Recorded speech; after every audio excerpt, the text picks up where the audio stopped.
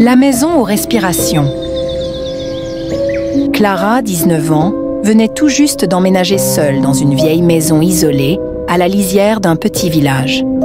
Les murs étaient jaunis, les planchers grinçaient à chaque pas et la cave dégageait une odeur de terre humide. Elle n'avait pas choisi cette maison par plaisir, c'était tout ce qu'elle pouvait se permettre avec son petit salaire.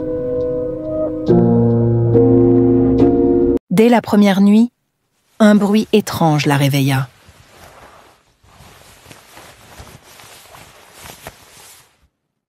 Ce n'était pas un craquement ordinaire, mais une respiration, lente, profonde, venant de quelque part au-dessus d'elle. En ouvrant les yeux, elle aperçut une ombre passer devant la porte de sa chambre.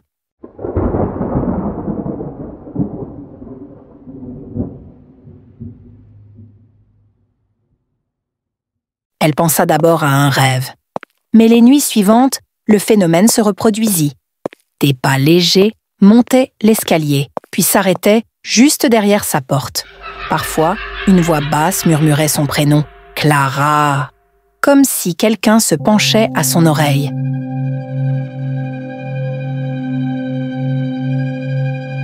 Un soir, décidée à comprendre, elle resta éveillée dans le noir, téléphone en main, prête à filmer.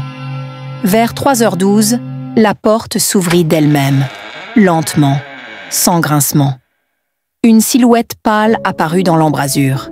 Ce qui la pétrifia, ce ne fut pas son visage. Il n'y en avait pas. À la place, une surface lisse, sans yeux ni bouche. Mais la respiration, elle, devenait de plus en plus forte.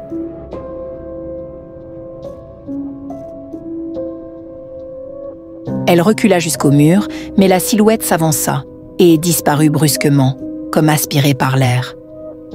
Clara crut que c'était fini. Pourtant, depuis cette nuit, elle n'a plus jamais entendu le silence dans cette maison. Même en plein jour, elle perçoit derrière elle ce souffle chaud et humide, juste au creux de sa nuque. Et parfois, quand elle se regarde dans le miroir, la silhouette est derrière elle, immobile.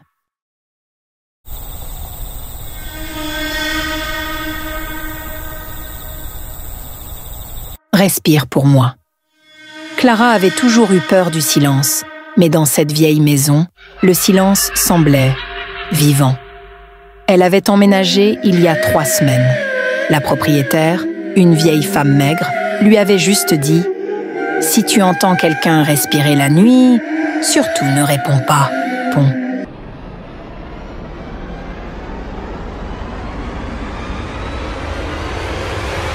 La première nuit, tout était calme, jusqu'à 3h12. Un souffle long et irrégulier avait traversé la pièce, comme si quelqu'un se tenait juste au-dessus d'elle. Elle avait ouvert les yeux. Rien. Mais la respiration ne venait pas d'un coin précis. Elle venait de partout, des murs, du plafond, du lit lui-même. La deuxième nuit, le souffle s'accompagna d'un murmure « Respire, pour moi ».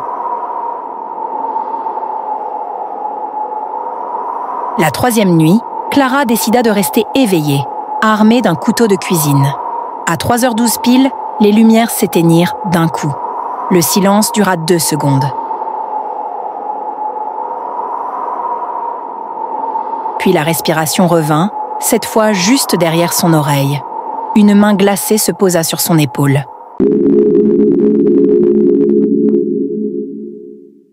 Elle se retourna d'un geste brusque et vit un visage blême collé au sien, des orbites vides et une bouche noire ouverte bien trop large, aspirant l'air comme un puits sans fond. Le souffle la tirait littéralement hors d'elle. Ses poumons brûlaient, ses jambes se dérobaient. Elle tomba au sol, suffocante, pendant que la silhouette inspirait encore et encore.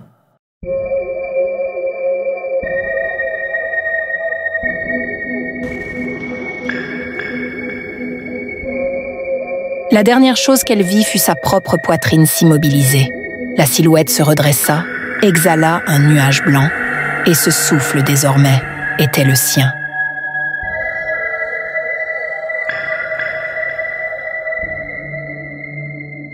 Le lendemain matin, les voisins la trouvèrent assise sur son lit, parfaitement immobile, les yeux grands ouverts. Et quand ils entrèrent dans la chambre, ils entendirent une respiration qui ne venait pas de sa bouche. Suivez-moi pour plus d'histoires comme ça.